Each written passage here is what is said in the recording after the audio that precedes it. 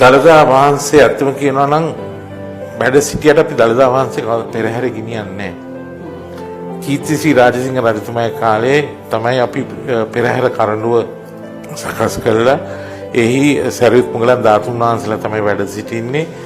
ඒක තමයි පෙරහැර කරඬුව හැටියට පෙරහැරේ ගමන් කරන්නේ.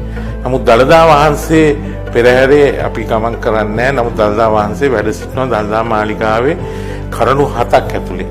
ඉතින් අපි අද වැඳ පුදා ගන්න මේ මහා කරඬුවේ යතුරු තියෙන්නේ මම ළඟ ඊළඟ කරඬුවේ 7ක් ඇතුලේ තමයි දළදා වහන්සේ වැඩ ඉන්නේ.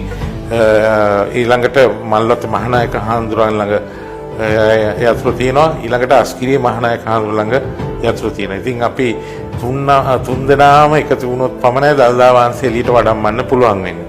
ඉතින් දළදා කරඬුව ඇතුලේ අපේ ඉතා වටිනා දේවල් තියෙනවා. දළදා වහන්සේ හේමාලා දන්ත කුමාරයා දළදා වහන්සේ රැගෙන ආපු ඒ කොණ්ඩගුර දළදා වහන්සේත් එක්කම ඒ වැඩ ඉන්නවා ඒ කරඬු 7 ඇතුලේ. ඒ වගේම රජවරු පූජා කරපු රජවරුන්ගේ ආභරණ කුණ්ඩල ආභරණ, එතකොට රජුරුන්ගේ දිවිසෙන මාලේ සියල්ලම දළදා වහන්සේට පූජා කරලා තියෙන්නේ. ඒ පමණක් නෙමෙයි දළදා වහන්සේගේ දූවිලි පිහින්න කීර්තිශ්‍රී රාජසිංහ රජතුමාගේ කෙස් වලින් සකස් කරපු මුසුන්නක් තියෙනවා.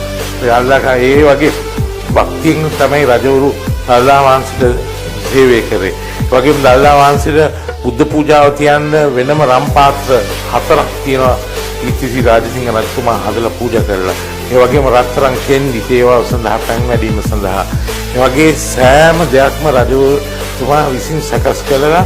රජුමයි හේමක් අද අරගෙන දළදා වහන්සේට පූජා කරන්නේ.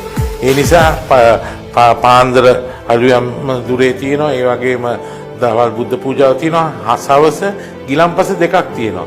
මොකද රජතුමාමයි ගිලම්පස පූජා කරන්නේ.